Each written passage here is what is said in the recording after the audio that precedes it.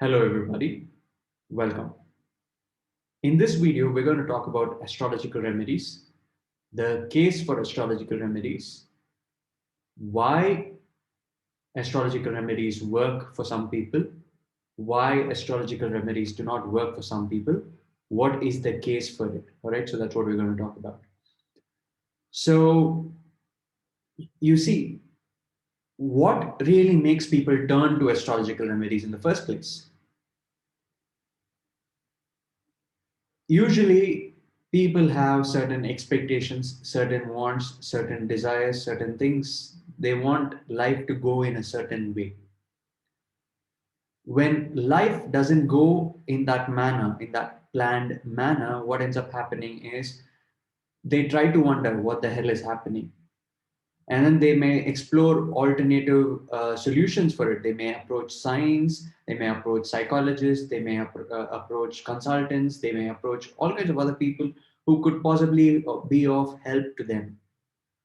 But then what usually ends up happening is if they cannot find a solution over there in any of those places, then finally they will turn to the astrological path. So when they turn to the astrological path, what ends up happening is they're usually more damaged than they can possibly be, because they would have gone through one of these other modern logical routes, going to a doctor, going to a consultant, going to a psychiatrist, going to a psychologist, or going to any other person who could help with their specific problems, and they haven't been able to find solutions to those problems in spite of doing all of those things. So when they come with a lot of baggage. So when they do come with a lot of baggage, there's possibility of two things that happen.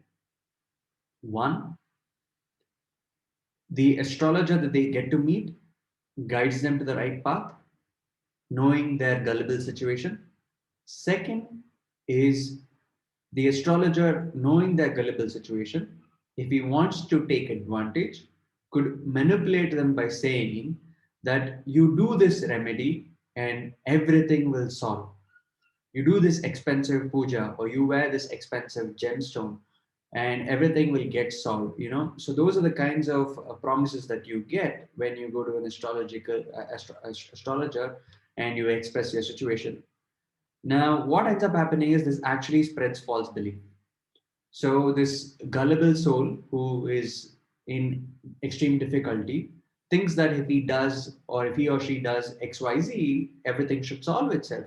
And they should be able to go back to normal and they should be able to start realizing their hopes, wishes, and desires soon, immediately after that.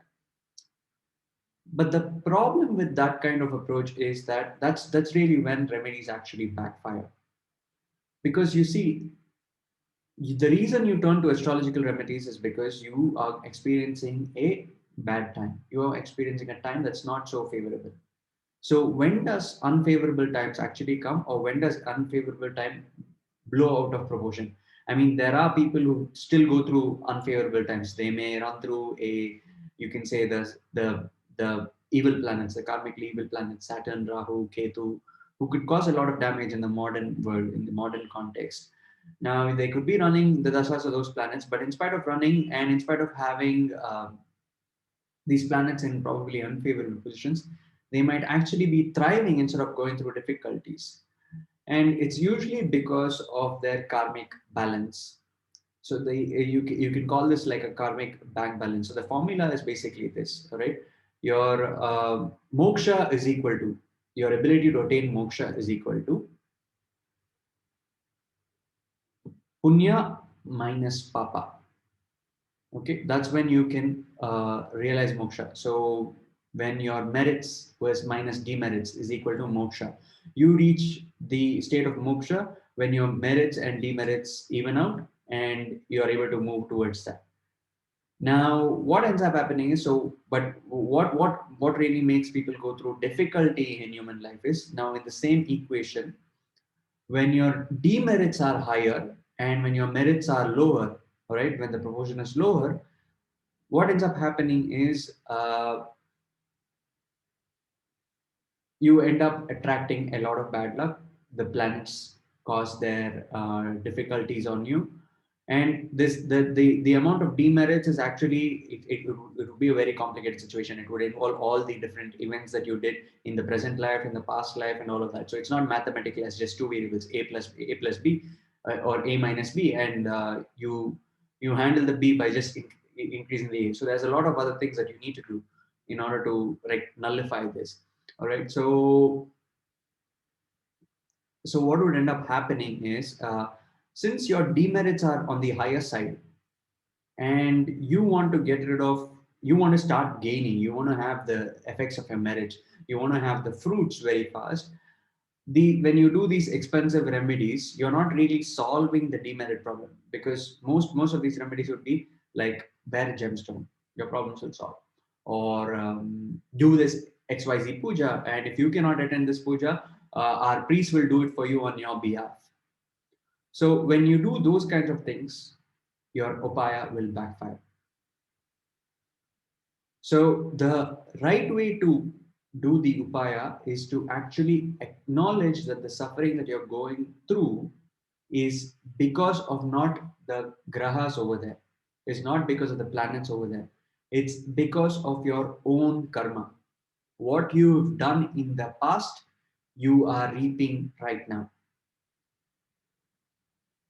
Now, keeping that equation in mind, keeping that thought process in mind, you will have to remedy by asking for prayaschitta.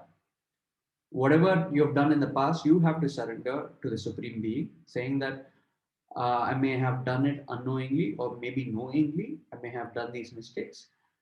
Kindly forgive me and give me relief. You are asking for relief, not for gains. Gains are not up to you right now. All right. So it's only when you ask for relief in that state of mind, what will end up happening is the grace will be granted you, the benevolence will be granted you. Now, when you do an expensive puja, or when you wear an expensive gemstone, and when you do those kinds of things, what ends up happening is you're literally only increasing the problem, because you're not really repenting. You're not really repenting. You're not really atoning for the mistakes that you've done previously. So that's the reason why most upayas don't work.